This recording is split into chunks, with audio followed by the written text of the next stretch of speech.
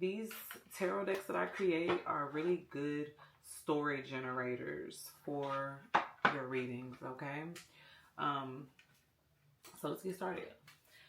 Tell us what happened during the Amityville Horror situation.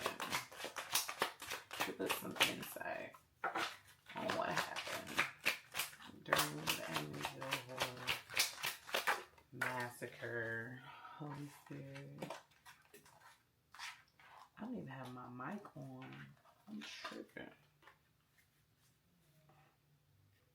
Okay, I had to start and stop the video because my camera was not on, and my mic was not on, and we need crystal clear audio and crystal clear light. We need all of that, okay? So this card came out, which it says ectoplasm. Spiritual energy turning physical. The messy process of a spirit manifesting in the material. So something manifested, like a spirit, something fluid manifested in that home. Okay, let's get more about this home, this murder mystery, this connection. Okay. Ooh. All right, so let me go back to this real quick.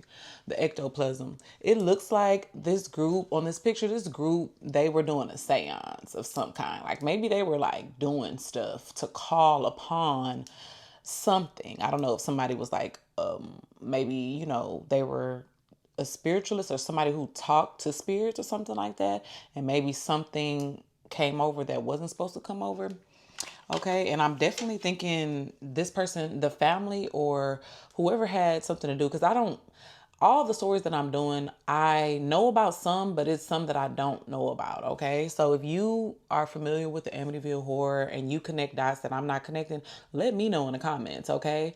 But maybe this family or the people who were in the house, they were a part of some type of ritual, okay? With the altar of blood here.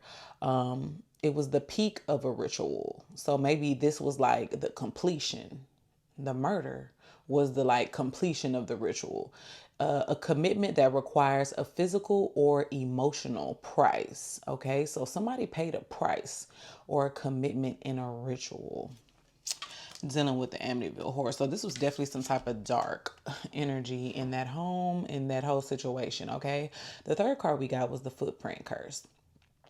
It was a trap laid on somebody's path, like bad luck that follows you based on where you have been.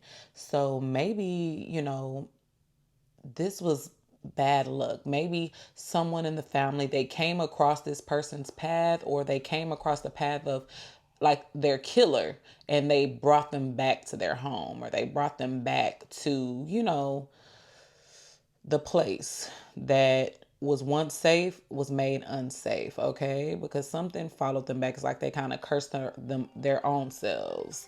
I'm not sure why, I'm not sure how, but confirmation with my phone ringing. All right, let's get some more cards. Tell me more about the Amityville Horror.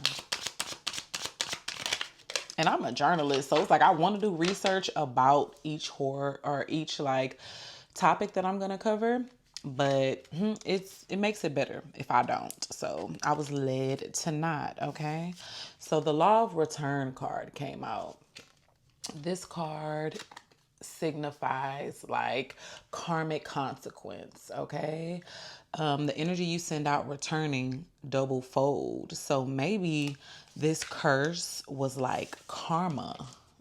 Ooh, this curse that the people who were like dealt, excuse my nail, look, as y'all can see, if you follow me, I leave my nails on until they're ready to come off because my nails are so gentle and they're so fragile, and I don't want them to be like torn up when I take them off. So excuse me, forgive me.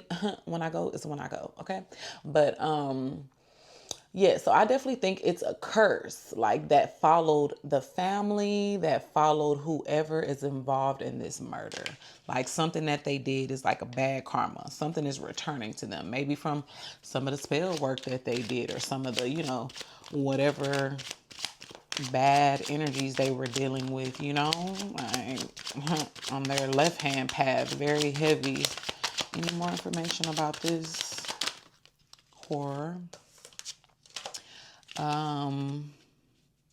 It's definitely a mystery, okay? It was like a mystery to whoever. I'm thinking the mystery was the trap.